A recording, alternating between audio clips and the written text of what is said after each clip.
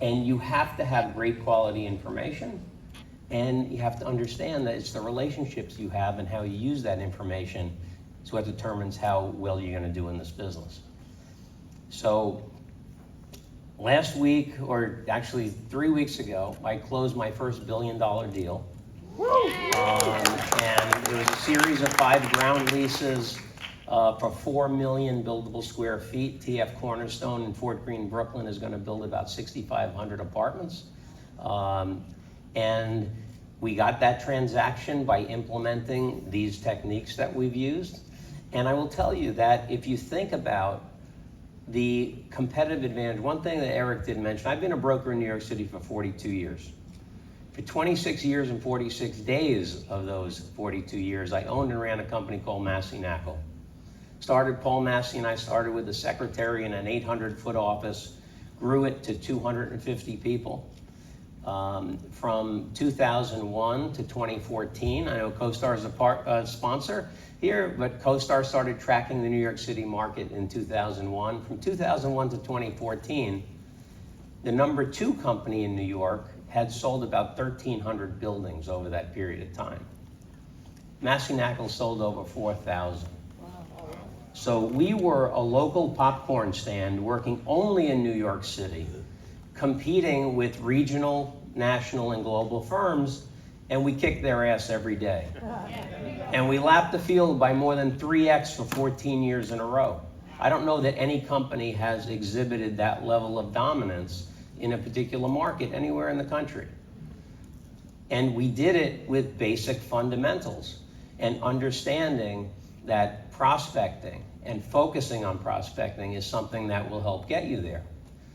And so we sold the business in 2014 to Cushman & Wakefield for $100 million. I spent 3.5 years at Cushman & Wakefield, then went to JLL to run investment sales in New York for JLL. I brought 53 people with me from Cushman, all of whom were with me at Knakal. And I got fired by JLL on Valentine's Day 2024. It was the best thing that ever could have happened. If they kissed me on the mouth, it would have been even better, but it was the greatest thing that ever happened to me because it gave me my freedom, got me out of a contract I had signed with them. And I started a new firm in April of 2024.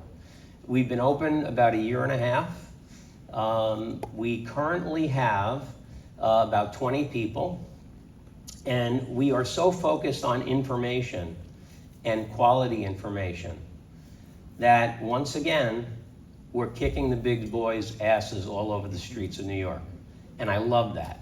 And you can do it. You can do it too, because I'll give you an example. I just closed the first $1 billion deal. We just picked up an exclusive listing on a $1.5 billion transaction. This is 5 million buildable square feet. I sell mostly land, development and redevelopment properties in New York. And we competed against the 4 biggest companies on the globe: C&W, JLL, CBRE, and Newmark. And we went in, this property is owned by 3 families. They had, interviewing the brokers were 2 members of each family. And they said, okay, we have 5 companies we're interviewing. We're going to give everybody a score, 1 through 5, and the 2 companies that have the lowest total at the end of our voting are going to come back for a final round. Well, BKREA was number 1 on everybody's list. They didn't even have a final round. Think about that. This is a $1.5 billion transaction, right?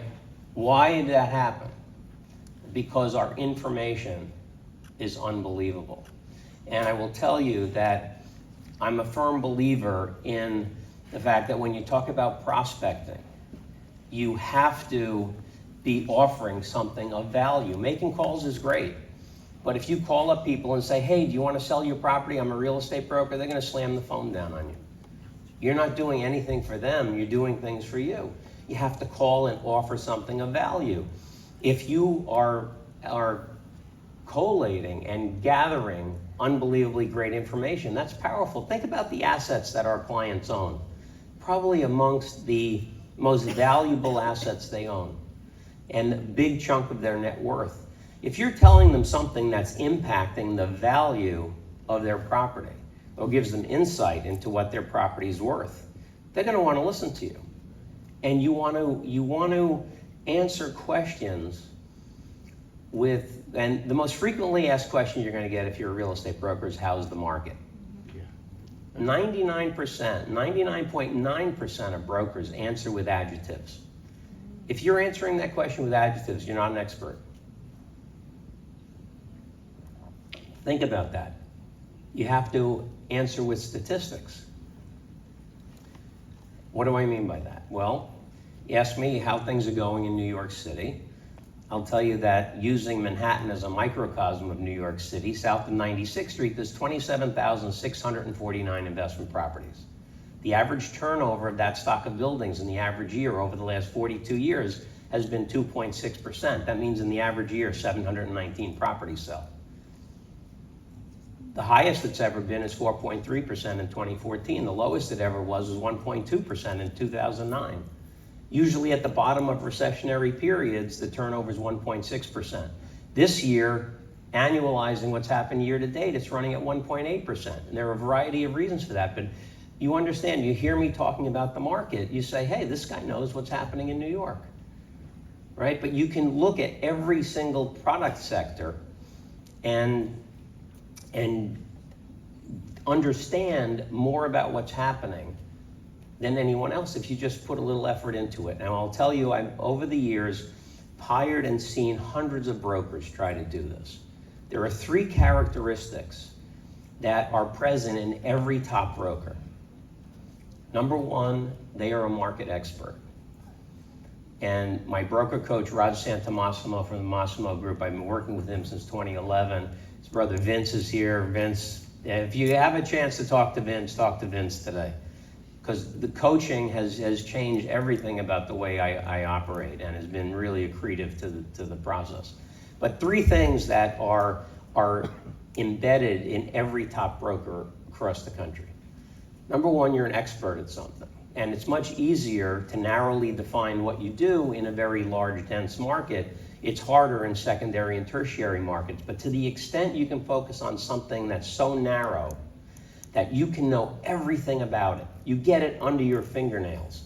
You can say how many buildings. I get calls, I've been active on social media since January of 23, and I get so many calls and DMs from young folks in the business. Hey, Bob, I've been in the business 2 years, 3 years.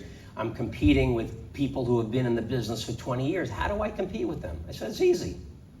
What do? Oh, I sell apartment buildings in Kansas City.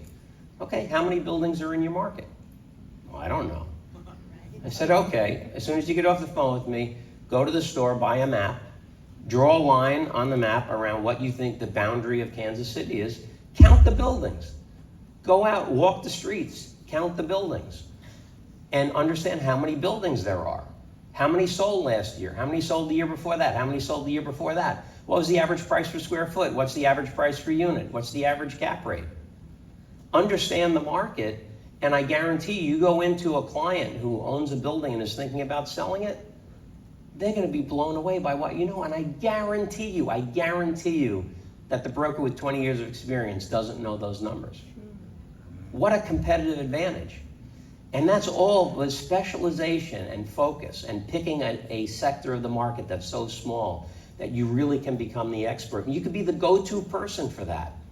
You can be the one who says, oh, if I'm going to do that type of transaction, I have to go to Sally or I have to go to Fred because they know that better than anybody. And you can do that as an individual. Look, I'm not at a big global company. How did we get to the point where out of the selection of those big global firms that this family picked us? Well, you know what? During the pandemic, I've always been very curious about the way the land market operates in New York City. And to value land, you have to know what the competitive set is going to look like. But for as large and sophisticated as New York City is, there's very little information about the supply pipeline that's under construction.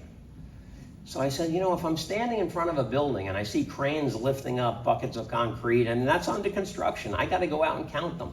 But who the heck has time to do that, right? So March 20th of 2020, or March 12th, JLL says to us, hey, there's this pandemic coming. Go home for a couple of weeks and then you come back, everything will be okay. So I go home, I'm watching TV with my wife, and my doctor calls and says, hey, Bob, there's a rumor going around. They're going to quarantine Manhattan, close the bridges and tunnels, get the heck out of town right away. Within an hour, I'm in the car taking my wife and my daughter up to our country house in Connecticut. And 2 weeks later, it was very clear we were not going to be back in the city. So we had left in such haste, I forgot a bunch of stuff. So I said, I got to go back to pick up a bunch of things from the apartment. And I go down to Manhattan, I pull off the FDR Drive, and I'm like in a science fiction movie. There is nobody. There are no cars, there are no people, every store is closed. And for whatever reason, it occurred to me, you know what, this is the time I should go out and count buildings. See what's under construction. I call up my team, I said, make copies of the Sanborn map. I'm gonna go out there, if I take a pad and I write stuff down, I'm not gonna remember what I wrote, but if I highlight the map of tax parcels, I'll understand what's what. So I spent the next 4 months, 220 hours in the field, walking every street of Manhattan, south of 96th on the east side, south of 110 on the west side. Followed up by thousands of hours of research. We now have a supply pipeline, and in New York, there's a lot written about the condo market. Every residential firm produces a condo market report, but one says there's 6,000 units under construction. One says there's 9,000 units under construction. And it occurred to me, it's when do you start counting? When do you stop counting? What do you count? So I wanted to go, and virtually nothing on rental apartments, hotels, office buildings, miscellaneous. Miscellaneous is healthcare properties, education properties. So now, based on what we did out in the field, we've created a development pipeline that's nailed down to the square inch.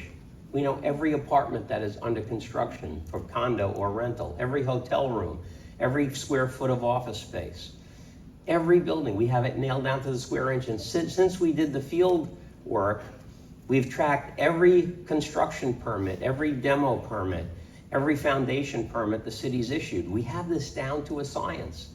So when I do a BOV on a property, I said, this is what I think your property's worth, and here's why, and here's what you're gonna be competing with. This is what's under construction within 5 blocks of your property. Blows people away.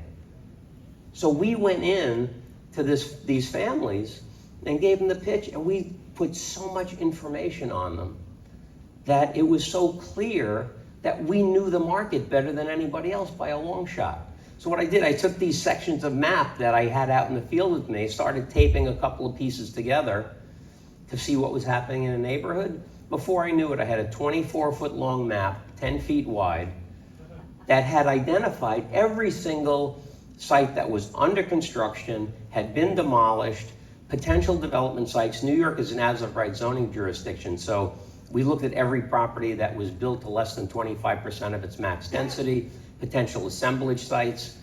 And this thing is like, we put the map on a bunch of tables, right? I used to roll the map up and bring it around to clients' offices, but most clients didn't have a table big enough to hold this thing.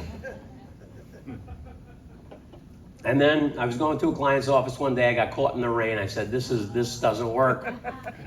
I'm gonna ask JLL if they'll give me 600 feet so I could display this thing and create a marketing center.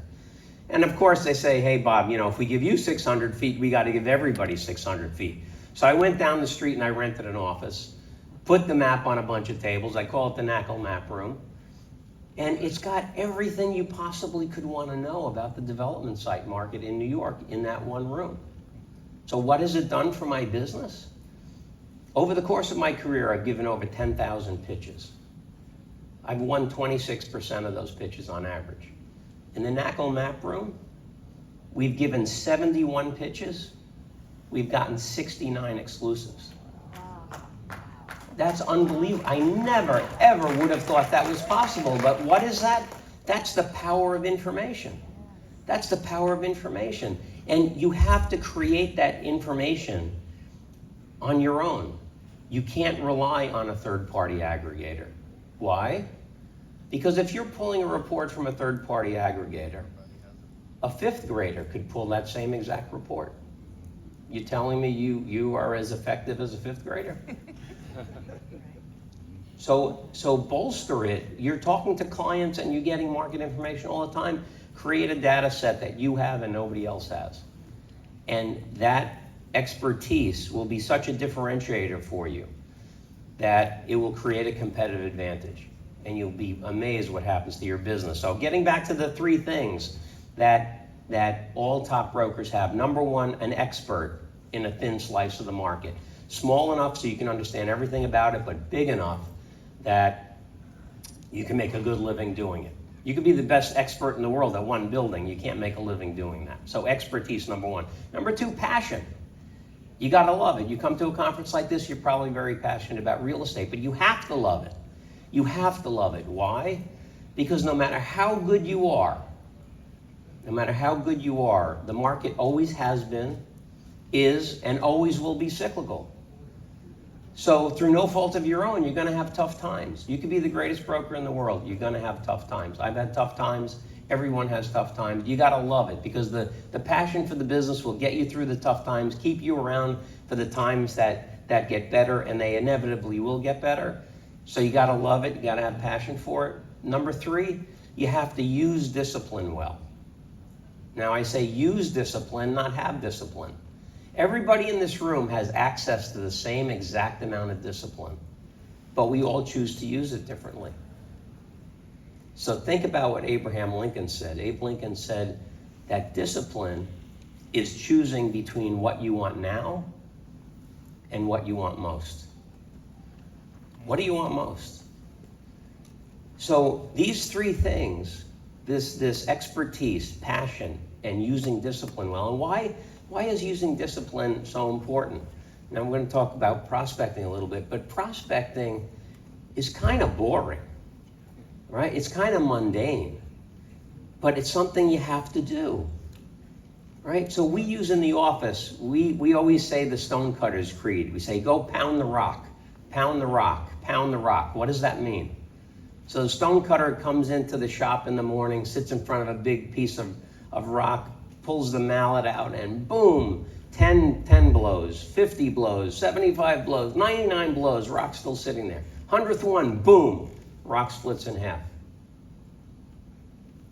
To the casual observer at the back of the room, they say, oh, that 100th one must have been different in some way. Must have hit it harder, or it was a different mallet, or maybe it was a different angle. But the stonecutter knows, no, that 100th blow that split the rock in half was no different from the 99 that came before it. In fact, it's the 99 that came before it that allowed that 100th one to work.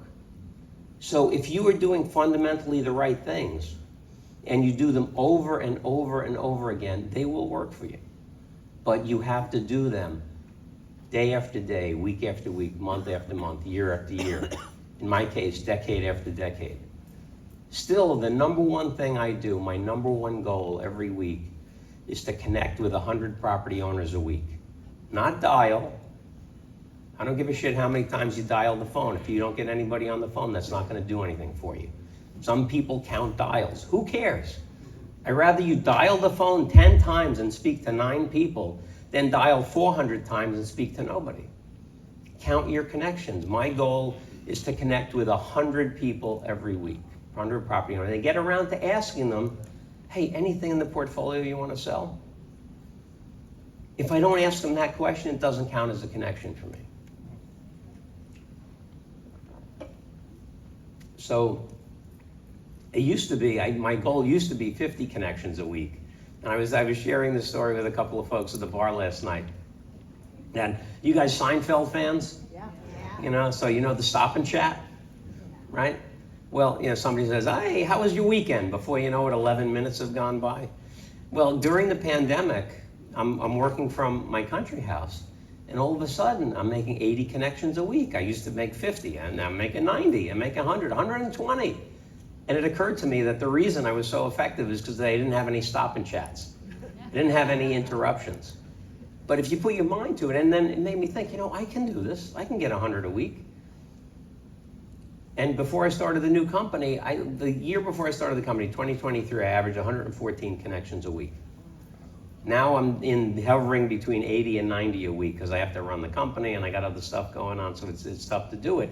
But how do you do it? That making those calls, people call them cold calls. They should only be cold calls for the first year or two that you're making them. After a while, they become warm calls. And the whole idea behind this is that you want to be calling the same people over and over again. And so the way I describe the brokerage business to people, if we were going to all go to Iceland and start a rock brokerage business, what would we do? We'd go to Iceland, we'd find out everybody that owns rocks, we'd find out everybody that buys rocks, we'd investigate the rock market, figure out what rocks are worth how much, and how many of those rocks exist, and then we try to get hired by the people who sell the rocks to sell them for them. And then we call to get hired, we call the people who buy rocks. In the same way, you have to identify a target market. It should be about 1,000 people to 1,200 people. Think about the numbers. If it's 1,000 people on average in New York, people own around 7 to 10 buildings. So that's 7,000 to 10,000 properties. Average turnover rate's 2.6%. That's 260 deals will sell out of those people a year. You get a 20% market share, which is always our target. That's 50 deals a year. You're doing 50 deals a year, you're making millions of dollars.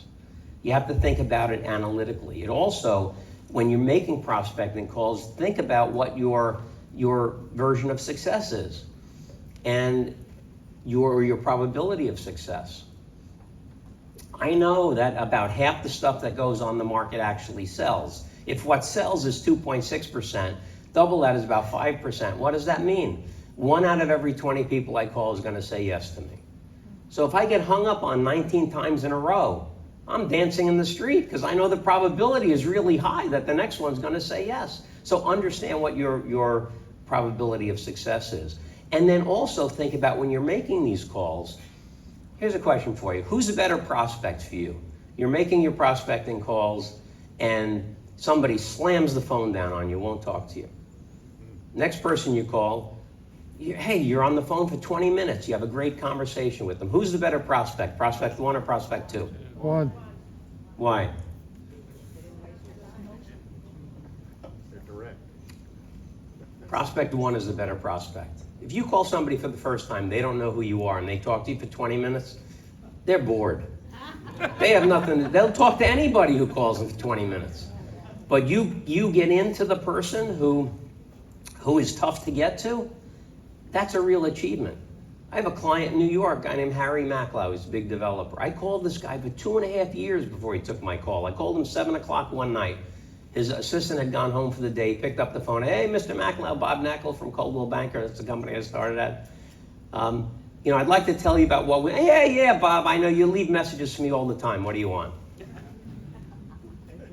I've done 23 deals with the guy for $450 million. It's one of my best clients.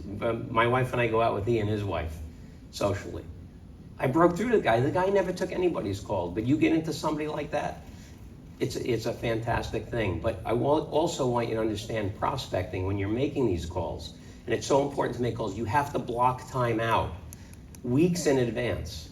If you look at your calendar for next week, and I always block out chunks of time to make calls, 2 hours, 3 hours at a chunk. You can't do it next week. You have too much stuff going on. But look at your calendar 3 weeks, 4 weeks from now, block the time out. And I tell people in my company, look, when you see I have prospecting call time set aside, unless someone in my family has a broken bone or there's blood, do not interrupt me. Let me make those calls. Don't let anything get in the way. Big client wants to meet with you? Sorry, I gotta make my calls. Because everything we do is about keeping things going through the pipeline. You find out somebody wants to sell, you pitch it, you meet with them, you get hired, you do the marketing materials, you do the marketing, you negotiate it, you get all your bids, you get it under contract, you close it, this whole pipeline. But if you stop putting stuff in the front of the pipeline, you will create an air bubble in what you're doing, and that air bubble is an air bubble in your earnings. The one thing people don't like about the brokerage business is that income is volatile. It goes up and down, but if you have a program, a formal prospecting plan, and you have identified your 1,000 targets, and you're calling them regularly, and you're setting aside 15, 20 hours a week, And I will tell you, to success in this business, it's not a 9-to-5 job. And we tell people, we always used to joke around at Massey Knakal, to be successful in this business, you only have to work half a day. We don't care what 12 hours you work, but you gotta work 12 hours a day. And it's probably 6 or 7 days a week, right? This is a full-time job. But understanding that prospecting is but one aspect in a mosaic of what Rod calls market presence. You have to have market presence because, as Eric said, it's not who you know, it's who knows you. So how do you become known? Well, making your calls, number one. Again, making prospecting calls the number one revenue generating activity you possibly can do. 2, you gotta be active, and not only making calls, but sending out email blasts, sending out text blasts, sending out good old-fashioned hard mail. You do a good hard mailing piece, it has great shelf life. It could sit on a client's desk for a while. And you always want to be top of mind. Think about it. If the turnover rate in New York City is 2.6%, that means when somebody buys a property in Manhattan, they own it for 38.5 years before they sell it. So they're not always trading, so you have to be top of mind. So when something happens, when it's death, divorce, taxes, partnership disputes, something catalyzes the need to sell, the next thing they're going to do is think about you.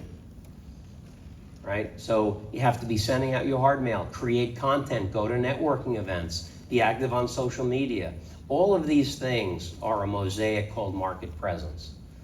But again, the number one thing you can do to become known is to make those prospecting calls. And so I appreciate your attention today. Have a great few days. I will be signing my book at 11:30 in this room, I think, Eric, in this room, and happy to answer any questions that you have. I'm completely transparent. Follow me on social media. I post a lot of stuff. I'm also starting a mentoring program. Now, one of the downsides of social media is I get swamped with DMs and texts and emails. And so to be able to address folks' concerns, I'm starting the Knakal Deal Making Network in about a month or so. So you can join up. That'll be a monthly subscription service, but I'll be mentoring. And I will tell you that this approach has so much power to it. And you know, we mentioned that we 3x the competition. We mentioned we sold the business for a lot of money.